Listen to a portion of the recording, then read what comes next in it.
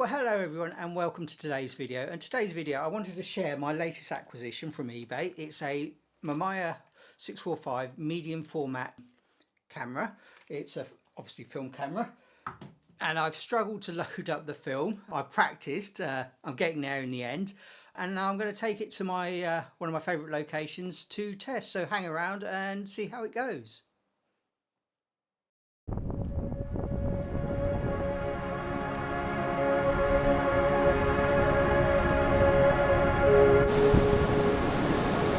Well, this was just going to be a test today of the camera, but I think I'm going to have some nice conditions. The sky's got a fair amount of drama in, changeable clouds and stuff. Very blowy though. I'm kind of wrapped up warm. I'm pretty cold.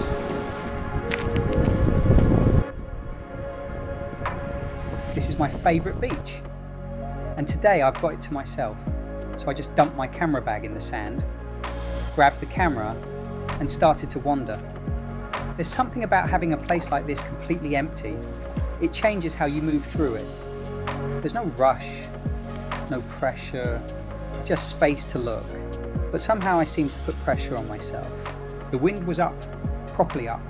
And when it's like this, the weather's never settled. It shifts quickly. Light comes and goes, clouds roll through, rain 1 minute, sun the next. You can feel it building, like it's not going to sit still for long. So it becomes less about planning and more about reacting to what's in front of you. This is the first photo I ever took with the Mamiya 645 Pro. It was taken handheld while I was scouting locations on the beach. I was shooting with the 80mm lens with a yellow Tiffin filter attached to add a bit of contrast to the sky.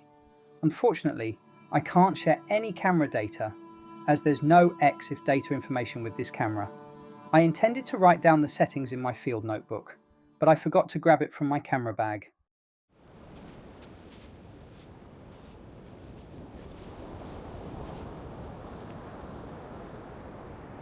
I was fighting the wind, and using a camera I wasn't that familiar with.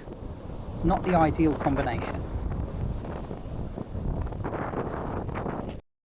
Once the wind settled a bit and the tripod stopped shaking, I took this shot. It's not the strongest composition, but today was really about testing the camera. That said, it would have been nice to come away with a keeper. This is where the first problem of the day happened, and it was all my fault, though it probably wouldn't have been an issue if I'd been using a manual film advance. The cable release didn't behave as it should, and with the motor drive going, I burned through 7 frames before I could react. By the time I'd sorted it, the weather had already turned and the rain had properly set in. So I'm just sheltering from the rain for a few minutes. Started a few minutes ago. I think it's going to stop shortly, and then I'll go out and take some more photos. It went from rain to full sun in a matter of minutes. With the wind as strong as it was, I didn't really trust it to last. It felt like one of those moments that could disappear just as quickly as it arrived. So there wasn't much time to think. Just set up, take the shot, and hope everything held together long enough. Well, I'm kind of wishing I had my 10-stop filter with me today, but I don't have a magnetic ring to adapt to the lens, unfortunately. So that's on the shopping list. It's a shame because today's sea conditions would have been excellent for long exposure photography. It actually turned out, more by luck than preparation, that I could stack a total of 9 stops of filtration. I had a step-up ring with me, which meant I could screw on a 3-stop filter, and that one happened to be magnetic, so I could then attach my 6-stop on top of that. So, yeah, 9 stops. I was photographing that lone rock I always seem to come back to. Ideally, I would have liked to get a bit closer, but there was quite a bit of spray coming off the sea, and I knew the lens would have just taken a proper drenching. So I stayed back and worked with what I had. With the filters on, I was getting about a 17-second exposure, but once I factored in reciprocity failure, that pushed it out to around 40 seconds. And that's the bit that would have put me off years ago. I just never really had the confidence with the maths, and I wasn't willing to experiment, especially shooting film. It always felt like you had one chance and that was it. But these days, it's actually pretty straightforward. I just used the calculator on my phone, and I had a rough idea from the Ilford datasheet. So it was just a case of working it out and trusting it. And in the end, it just worked.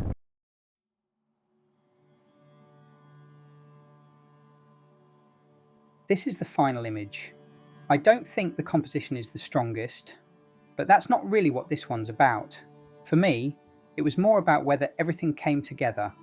The filters, the calculations, just trusting the process. And it did. The yellow filter has added a nice bit of contrast in the sky. Just enough to separate things without overdoing it.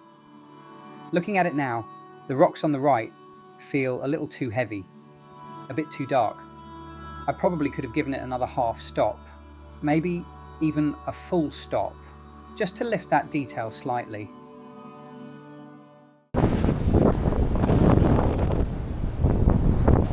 So unfortunately, that was a bit of a bust, which is a real shame because the weather was truly good. I know it was only a camera test today, but even still, I'm kind of a bit disappointed. My motor drive and the cable release meant that I actually burnt half a roll of film that I didn't need to do, which is really frustrating.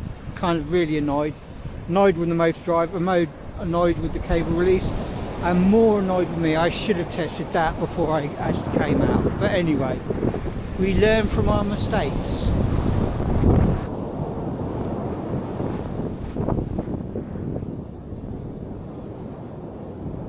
Anyway, to round off the day, it started to rain, so hopefully I can walk a half mile back to the car without getting soaked.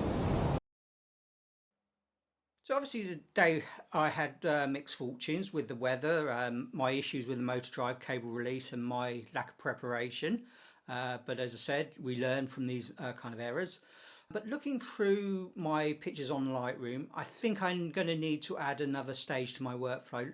The scans I got back from my supplier are disappointingly small. They're actually smaller than the scans they send back for the 35mm negs, which kind of seems a bit, well, if you're shooting medium format, you'd expect a bit more resolution in a 35mm scan.